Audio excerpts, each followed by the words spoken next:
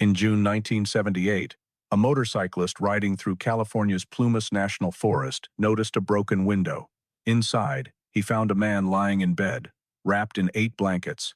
What investigators soon realized was deeply unsettling. He had been alive for weeks. Food surrounded.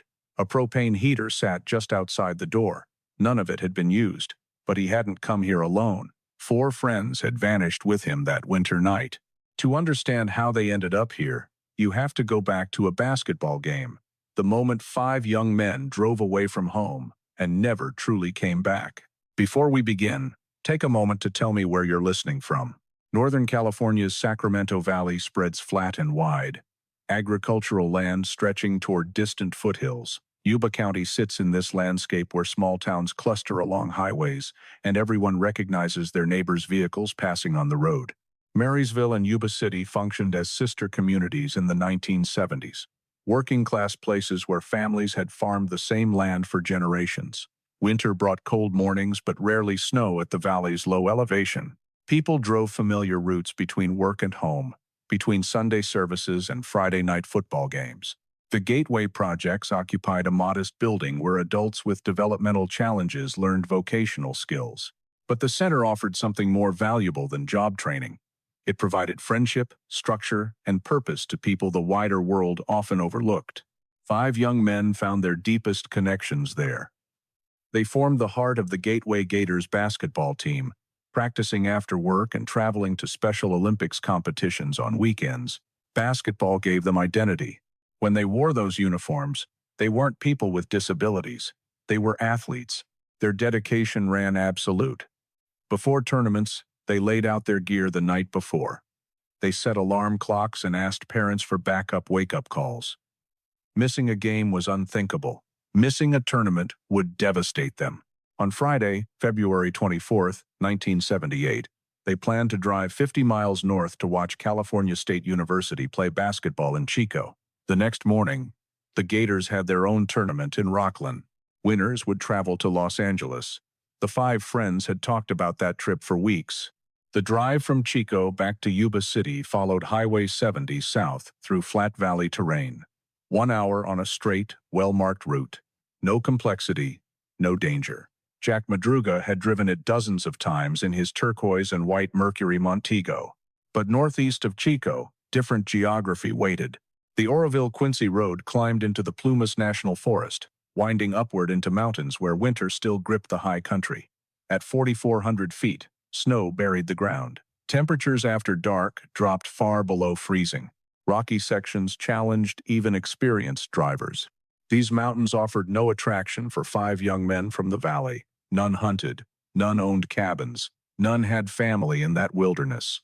The Forest Service maintained scattered campgrounds, but February snow made them inaccessible. People around Yuba City called them the Boys, even though their ages ranged from 24 to 32. The nickname carried affection but also acknowledged that these 5 young men saw the world differently than others did. Jack Madruga had served in the Army, operating heavy vehicles in motor pools where precise work mattered. After his discharge, he drove trucks and maintained a spotless driving record. At 30 years old, Jack functioned well enough that people sometimes forgot he carried a label of slow learner from childhood assessments. What Jack loved most sat in his driveway every morning. A 1969 Mercury Montego painted turquoise and white. He washed that car every weekend, vacuumed the interior until not a speck of dirt remained, and grew visibly distressed if anyone left fingerprints on the windows. Friends joked that Jack treated the Mercury better than most people treated their own children. His mother Melba understood. That car represented independence and pride for her son. Years later, after everything happened, she would tell anyone who asked. Jack never went up there on his own. Someone made him go. He was either tricked or threatened, because my son would never abandon that car. Theodore Weher stood taller than the others, a big man who moved through life with gentle confidence. At 32, Ted participated enthusiastically in Gateway activities and loved being part of the basketball team. His mother, Imogene, described him as someone who smiled at everyone and assumed the world would smile back. But Ted's intellectual disability affected his judgment in ways that sometimes put him at risk. Once, during a house fire, Ted refused to leave his bed. Neighbors pounded on his door while smoke filled the rooms. Ted called back that he needed more sleep. Firefighters eventually carried him out, while he protested the interruption. That incident became family legend, told with nervous laughter at gatherings. Ted lacked any sense of urgency, even when his life depended on it. His mother would remember that story months later, trying to understand why her son starved, surrounded by food. Bill Sterling volunteered at the Marysville Library 3 afternoons each week, shelving returns and helping patrons find books in the card catalog. The work gave 29-year-old Bill purpose and structure. His deep religious faith guided everything he did.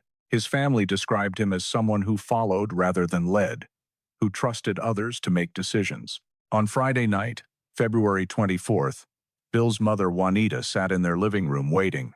She expected him home by midnight at the latest. When 1 o'clock passed, she made coffee. When 2 o'clock came, she called the homes of the other 4 men. Nobody answered. She sat by the window until dawn arrived without her son.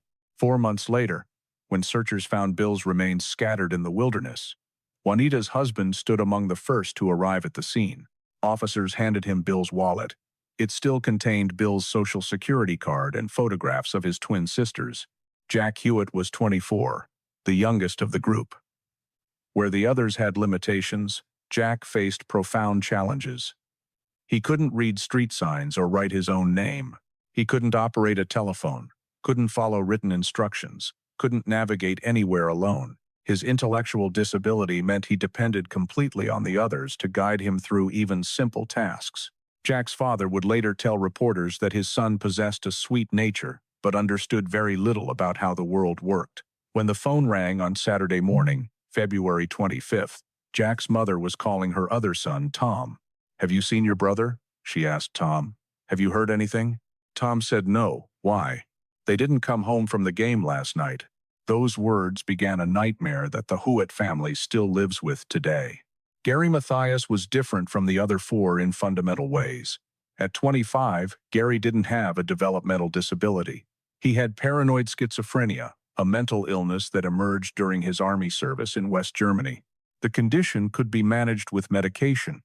Stelazine and Cogentine kept Gary stable, but missing doses brought episodes his family described with careful understatement as going haywire. For 2 years before February 1978, Gary's medication had worked well. He held a job as an assistant gardener. He participated in gateway activities and had become close friends with Jack Madruga and the others. Gary's military background meant he knew how to handle himself in challenging situations. He had camped in the Plumas National Forest before. If something went wrong, Gary would be the one the others looked to for guidance. His sister Tammy has spent 46 years defending Gary against theories that blame him for what happened. She maintains that her brother was a victim. The fact that Gary's body has never been found makes her grief especially cruel. She has nowhere to visit, no grave to tend, no place to sit and talk to her brother the way she used to.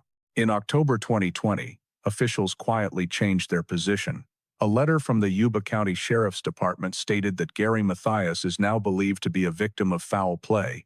The case remains open as both a missing person investigation and a potential homicide. These 5 men shared one great passion that united them across their different challenges. Basketball gave them identity and purpose. The Gateway Gators played in tournaments throughout Northern California. February 24th dawned cold but clear across Northern California. Nothing about the weather forecast suggested danger. Jack Madruga picked up his friends during the late afternoon, and the 5 men headed north toward Chico in the turquoise and white Mercury. They arrived at California State University's campus in time for the basketball game between Chico State and UC Davis. The 5 friends found seats together and watched the competition unfold. When the game ended just before 10 o'clock, they made their way through the crowd back to Jack's car. Nothing unusual had happened. They were 5 friends who had watched basketball and now planned to drive home. Instead of heading directly to the highway, Jack drove to Bears Market, a small shop near campus. The store clerk was preparing to close when 5 young men walked through the door. She would later remember them clearly because they delayed her departure, though they apologized for the inconvenience. They moved through the aisles, selecting snacks, Hostess pies, soda, candy bars, chips. One of them picked up basketball programs from the game they'd just attended. These were provisions for their drive home, food to share during the hour-long trip back to Yuba City. The clerk rang up their purchases and watched them leave. Years later, investigators would ask her detailed questions about those final minutes. Had the men seemed frightened? Had anyone followed them? Had she noticed anything unusual? No, she told them. They were polite and ordinary. Just 5 friends buying snacks after a basketball game. From Bears Market, Jack needed only to point the Mercury south on Highway 70. 1 hour of easy driving through the flat Sacramento Valley would bring them home. The route was straightforward. Jack had driven it many times. The Mercury turned northeast instead. Mile by mile, the car climbed away from the valley. The landscape transformed from flat agricultural land to steep forested slopes. Pavement gave way to rougher mountain roads. Snow appeared along the roadside, then covered everything. Darkness surrounded them completely. Only the car's headlights pushed back the night. They drove 70 miles in the wrong direction. They climbed to 4,400 feet elevation, far above where winter released its grip. They entered territory where temperatures after sunset dropped to dangerous levels. On a remote dirt road deep in the Plumas National Forest, the Mercury came to rest in a shallow snowbank. The car sat pointing uphill, wheels resting in snow that had drifted several inches deep. What happened next makes no sense by any measure of logic or survival instinct. All 5 men got out. They left the snack wrappers from Bears Market on the seats, empty milk cartons on the floor, basketball programs scattered inside. A road map of California lay neatly folded in the glove compartment, never consulted. One window had been rolled down, unusual for Jack, who kept his beloved car sealed tight. The keys disappeared. Whether the men took them, or whether someone else removed them, no one knows. The car still held a quarter tank of gasoline. When police later hot-wired the ignition, the engine started immediately. Nothing was mechanically wrong. The snowbank was shallow. 5 healthy young men could have pushed the car free in minutes. Even if they believed the Mercury was stuck, they could have stayed inside where the engine could provide warmth through the night. Instead, they walked away. All 5 of them left that functional vehicle and headed deeper into the wilderness.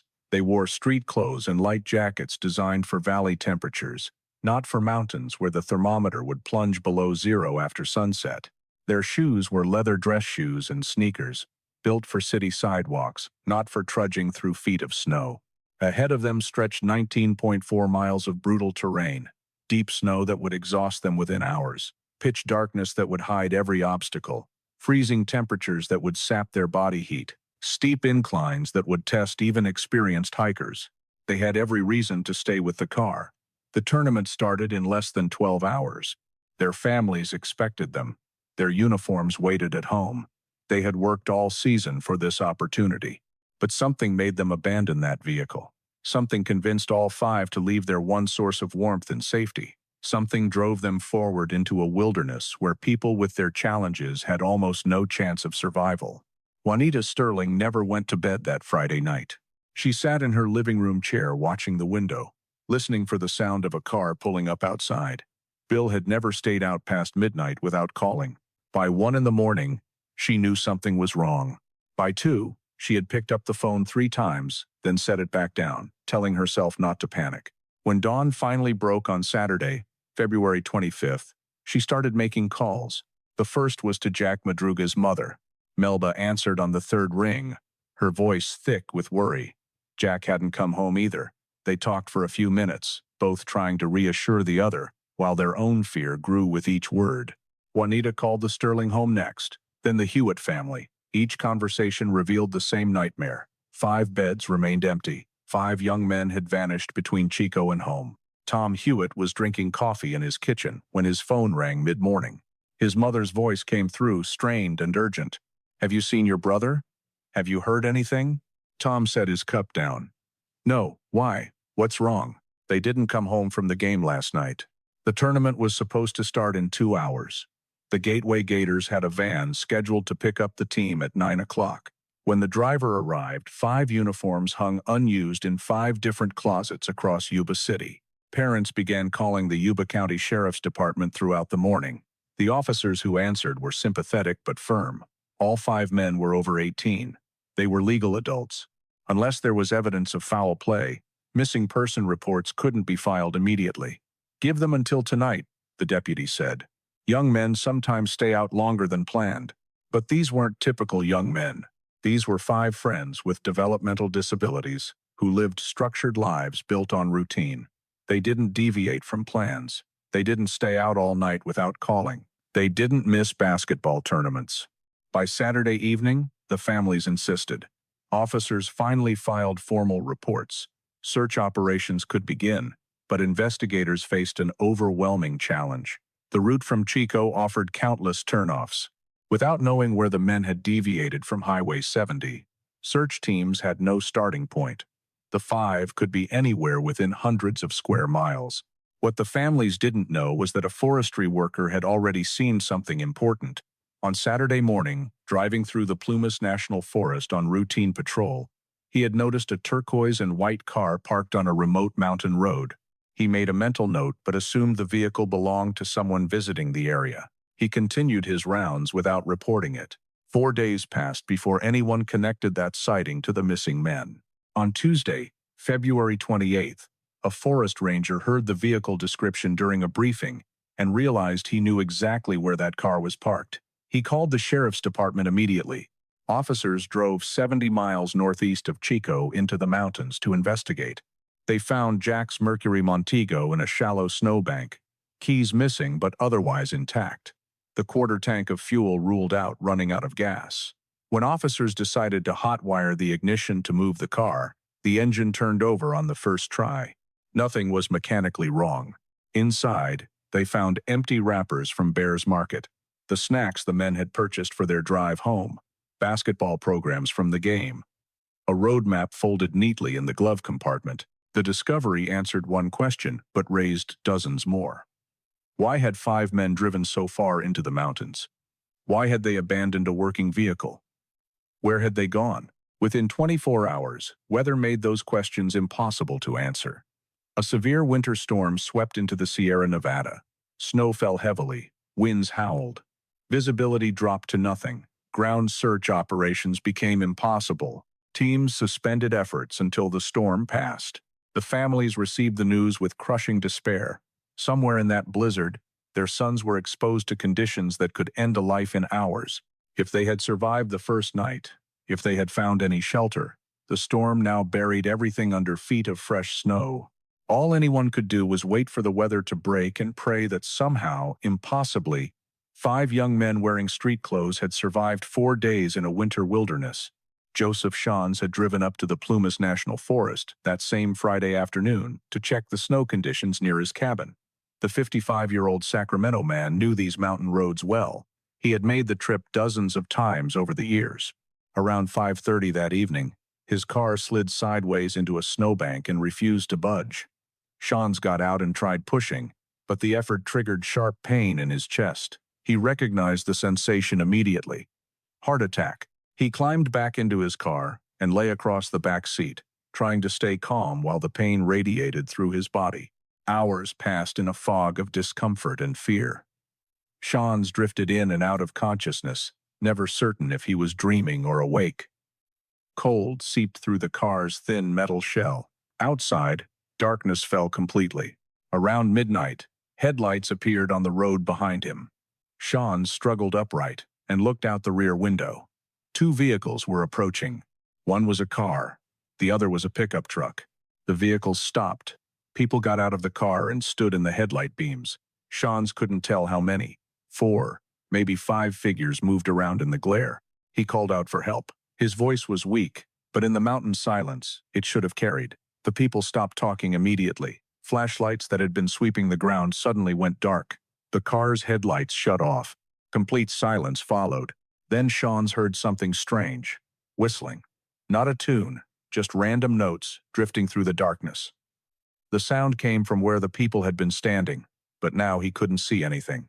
The whistling continued for several minutes, then stopped. Shans heard nothing else. No voices, no engine sounds, no footsteps in snow. He lay back down, his heart still hammering irregularly, and waited for dawn. When morning light finally came, Sean's felt recovered enough to walk. He had run out of gas during the night. He locked his car and began the long trek down the mountain road, 8 miles to the nearest town. As he walked, he passed a turquoise and white Mercury Montego parked in a snowbank. He glanced at it but kept moving. He needed to reach help. Days later, when investigators tracked Sean's down and asked about that night, his story became crucial evidence. 2 vehicles, not just the Mercury, a pickup truck, people who went silent and dark when someone called for help. Strange whistling in the darkness. But Sean's had been in significant physical distress. He admitted to investigators that he wasn't certain what he had actually seen versus what pain and fear might have made him imagine. In early interviews, he mentioned seeing a woman holding a baby. Later, he retracted that detail, saying he might have hallucinated. The core of his testimony remained consistent, though. 2 vehicles, people acting strangely, hiding behavior when he called out. Something happened on that mountain road, something that made people want to stay hidden in the darkness. Storm after storm swept through the Sierra Nevada that winter. Each fresh snowfall buried the mountains deeper. Temperatures stayed below freezing for weeks. Search teams ventured out when weather permitted, but conditions made comprehensive searching impossible. Melba Madruga refused to believe the official theories.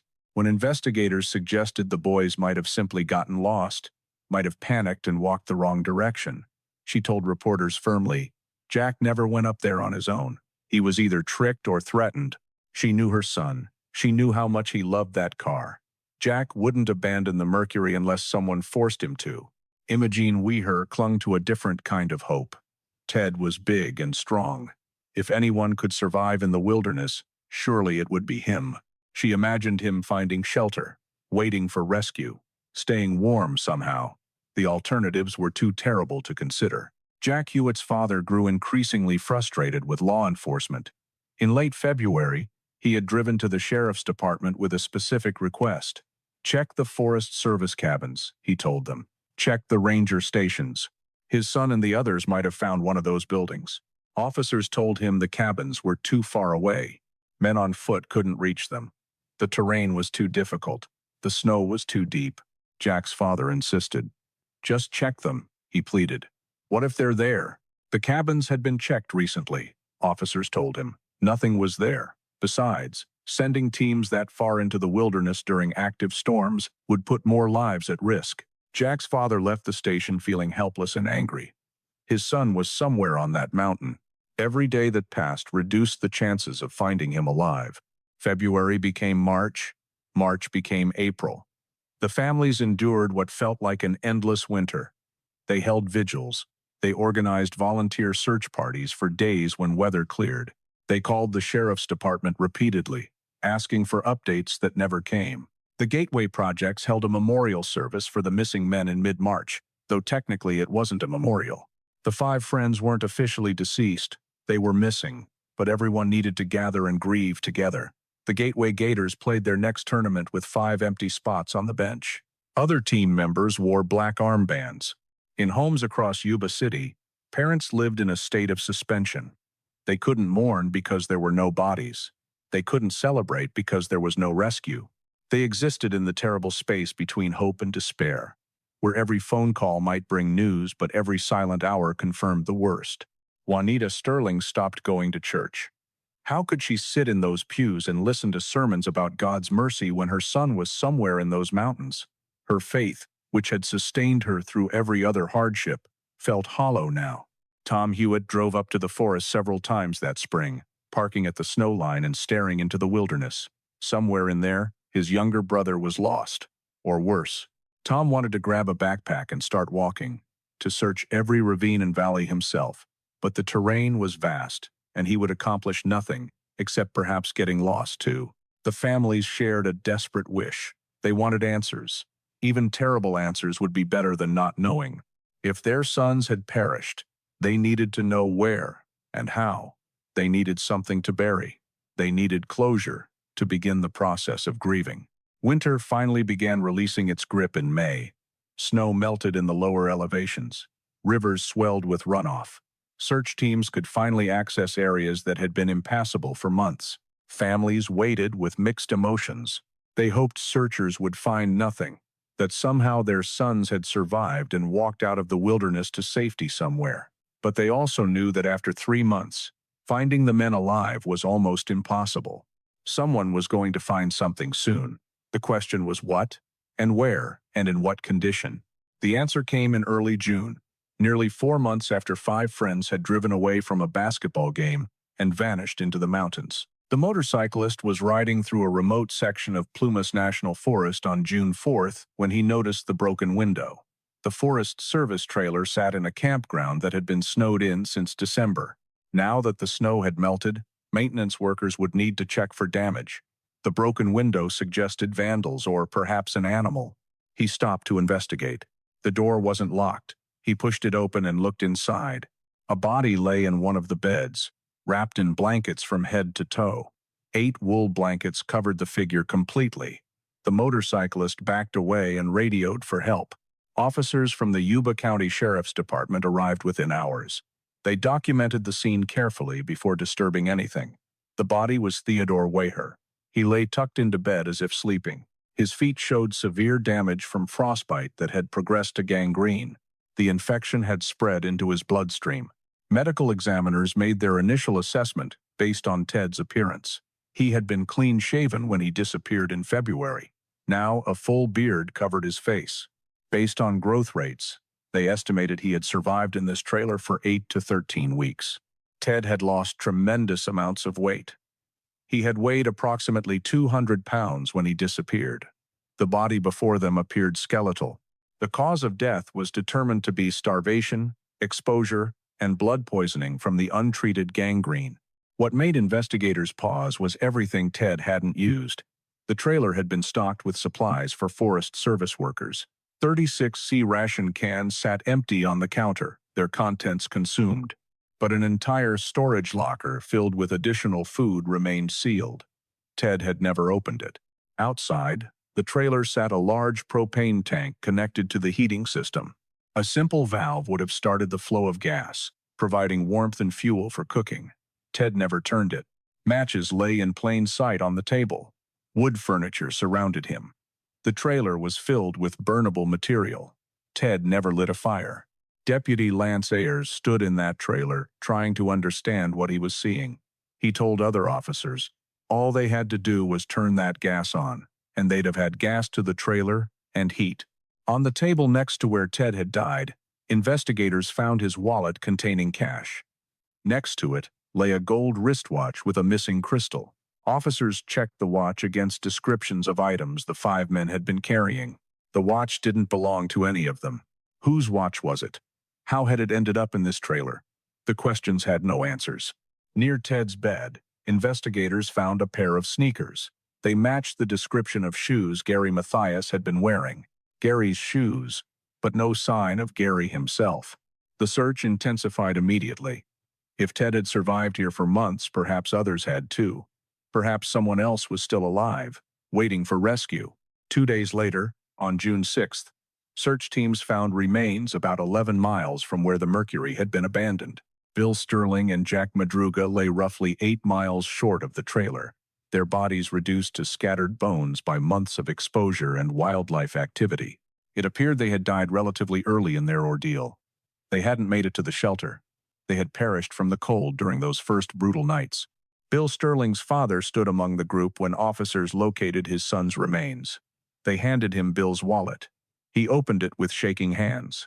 Inside were Bill's Social Security card and photographs of his twin sisters, the pictures Bill had carried since childhood. The next day, June 7th, Jack Hewitt's father was helping with the search when he found his son's watch lying in the snow. Nearby were Jack's clothes, his shoes, his wallet. Over the following hours, searchers located bones scattered across a wide area. Jack's skull was discovered less than 100 meters away. The scene suggested wildlife had disturbed the remains over many weeks. Jack had died approximately 1 mile from the trailer where Ted had survived for months. So close to shelter, so close to food and warmth. 4 bodies recovered. 1 man still missing. The search for Gary Mathias became the focus of hundreds of personnel over the following weeks.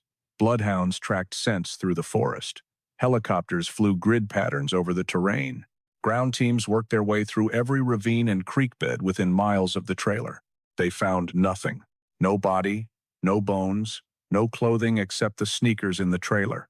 No evidence whatsoever of what had happened to the fifth member of the group. Gary's sister Tammy had spent 4 months hoping for news. When investigators called to tell her they had found the others, she asked immediately about her brother. "We're still searching," they told her. "We haven't found him yet." But as days became weeks, hope faded. Gary wasn't going to be found. Not alive. Probably not deceased either.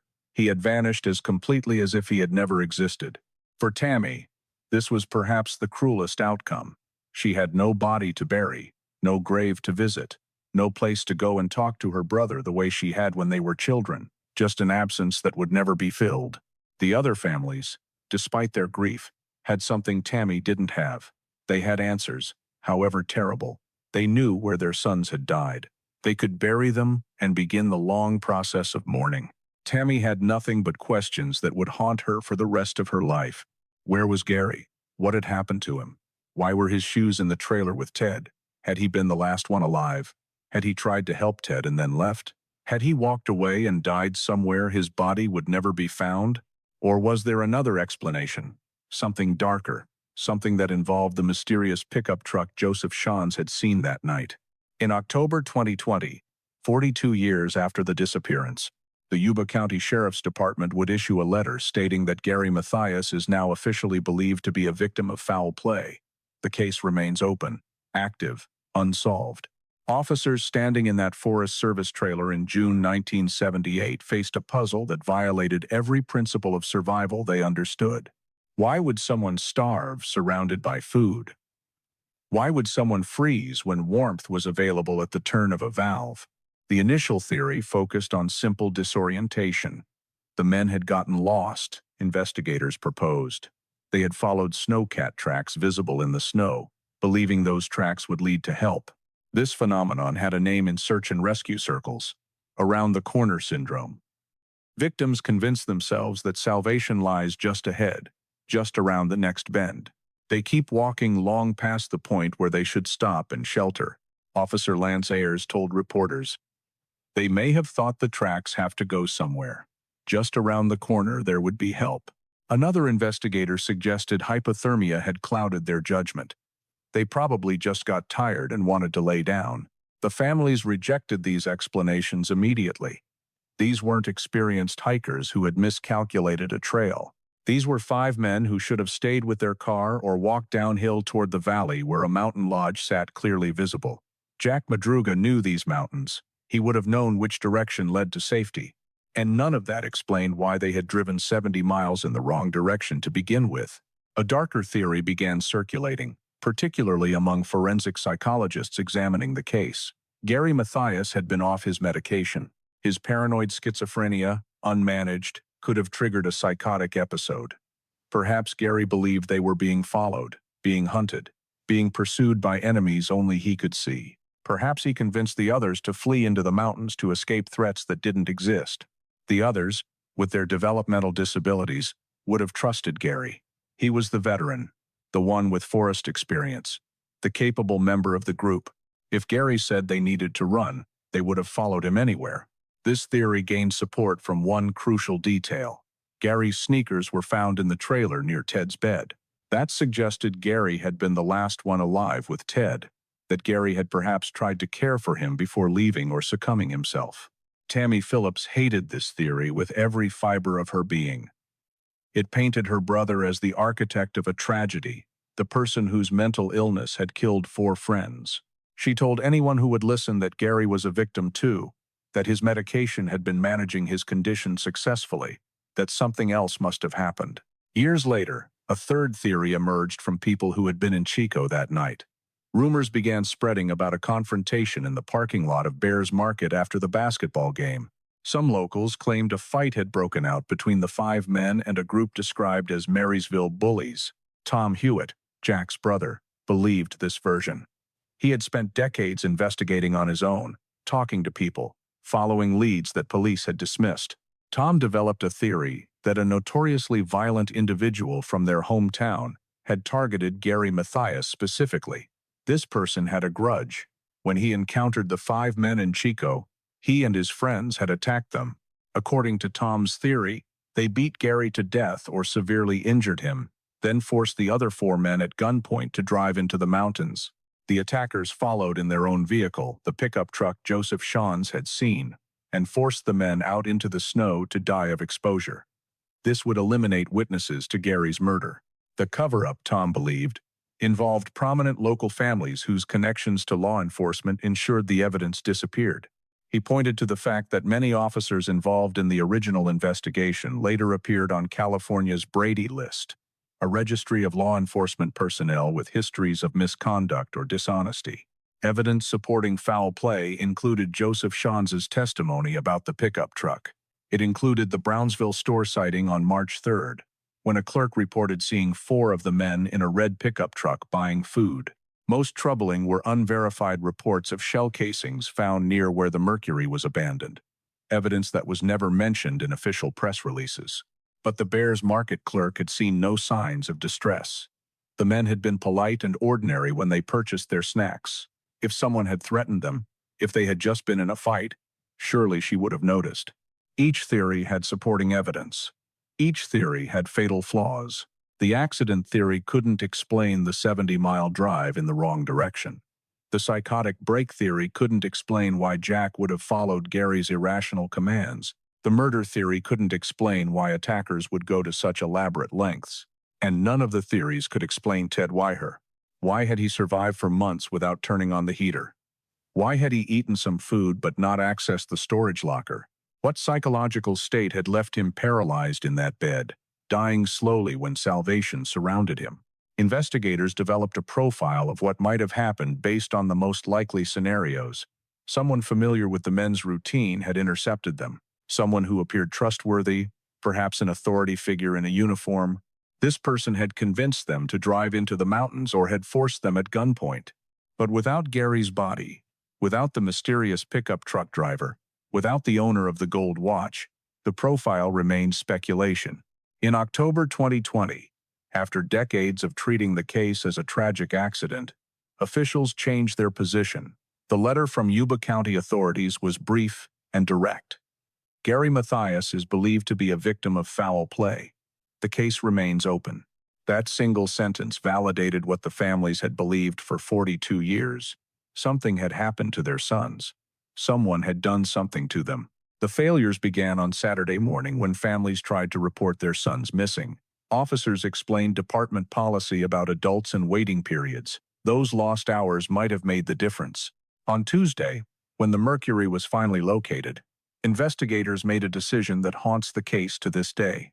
Instead of having a mechanic examine the ignition system, officers hot-wired the car to move it to a more accessible location.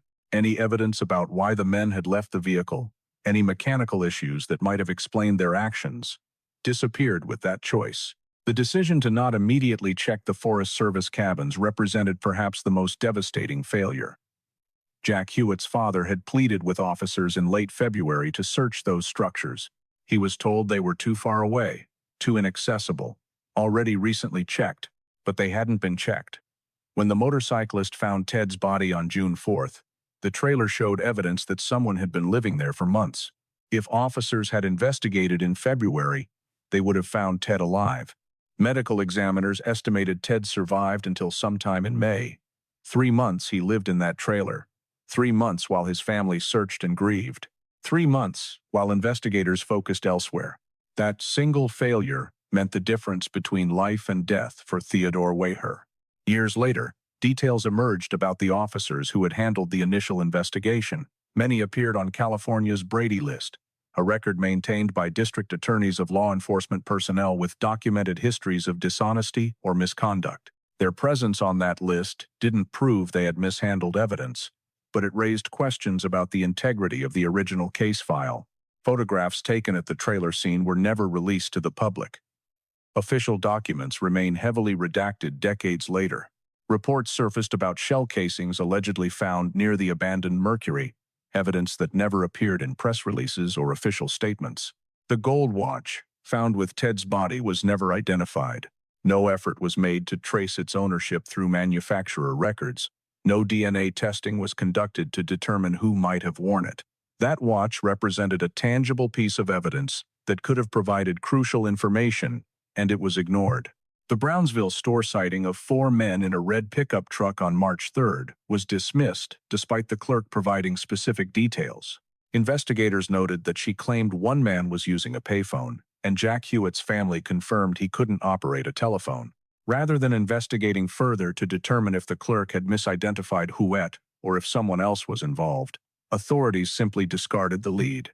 Joseph Sean's testimony about the pickup truck and the strange behavior of people hiding in darkness was treated with skepticism because he had been suffering chest pain and admitted some details might have been hallucinations. But his core account, 2 vehicles, people acting oddly, remained consistent across multiple interviews. The accumulation of missed opportunities, questionable decisions, and ignored evidence created a situation where the truth became harder to find with each passing year. Physical evidence degraded, memories faded, witnesses died, documents disappeared into archives where they gathered dust and redaction stamps. In 2020, when officials finally declared Gary Mathias a victim of foul play, they opened the door to acknowledging what families had insisted all along. This wasn't a simple case of getting lost. Something criminal had occurred on that mountain road. But 42 years of cold trail meant finding answers would require either remarkable forensic breakthroughs or someone with knowledge deciding to finally speak. The investigation remains technically active. The case file sits in Yuba County Sheriff's Department archives. Occasionally, a detective reviews the materials, hoping fresh eyes might see something previous investigators missed. So far, those fresh eyes haven't found anything that solves the mystery of what happened to the Yuba County Five. Summer 1978 brought 4 funerals to Yuba County. 4 families buried their sons in ceremonies filled with grief and unanswered questions. One family had no body to bury, no grave to visit, nothing but an empty space where their loved one should have been. Melba Madruga never wavered in her conviction. When people tried to tell her that Jack had simply gotten lost, that he had made a poor decision in the mountains, she shut down the conversation immediately. Her son had been tricked or threatened. Someone had forced him to abandon the car he loved. Until her death, Melba insisted that the truth was darker than authorities wanted to admit. Imogene Waher faced a different kind of torment. She knew her son had survived for months. She knew he had been alive well into May, lying in that trailer while she prayed for his safe return. The knowledge that Ted could have been saved, that he died unnecessarily because no one checked the cabins, created a wound that never healed. She spent her remaining years trying to understand how her gentle son could have starved, surrounded by food, frozen when warmth was available, died when he could have lived. The Sterling family found what comfort they could in their faith. Bill had been deeply religious. They believed he was at peace now, that his suffering had ended, that he rested in the arms of the God he had served so faithfully. But faith didn't erase the horror of learning how their son's body had been scattered across the wilderness, how they had buried only fragments of the person they loved. Jack Hewitt's father never recovered from finding his son's remains personally. That moment of recognizing Jack's watch in the snow, of realizing what the scattered bones meant, stayed with him every day afterward. He told family members repeatedly about his plea to officers in February, his request to check the cabins, the dismissal he received. If they had listened to him, he said, maybe the boys would have been found alive. Maybe his son would still be here. Tom Hewitt channeled his grief into investigation. He couldn't bring his brother back, but he could search for truth. Over the decades, Tom talked to people who had been in Chico that night.